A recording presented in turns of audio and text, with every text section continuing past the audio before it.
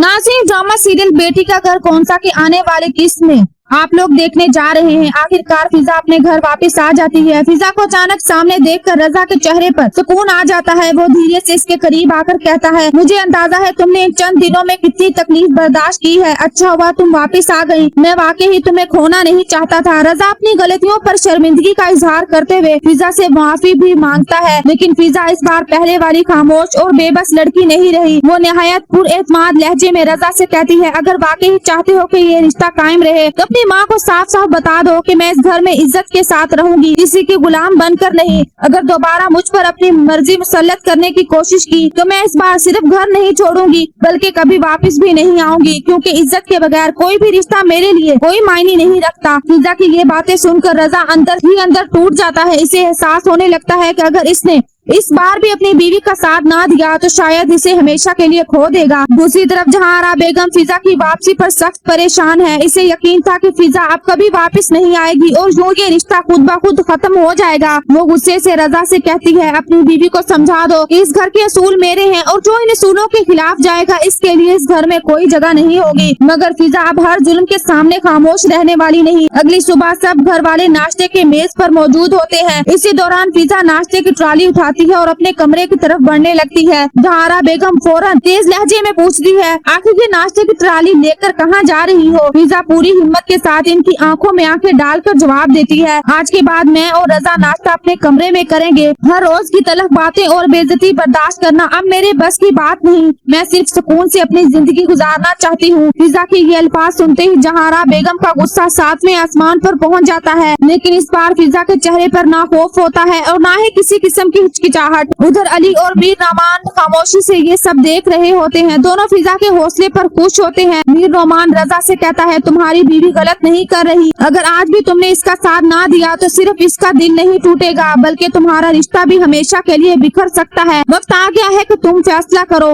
हर बार खामोश रहने से घर नहीं बचते, कभी कभी हक का साथ देना भी जरूरी होता है। अब देखना ये होगा, क्या रजा अपनी माँ के सामने पहली बार अपनी बीवी का साथ देगा या फिर एक बार फिर इसकी खामोशी फिजा को हमेशा के लिए इससे दूर कर देगी।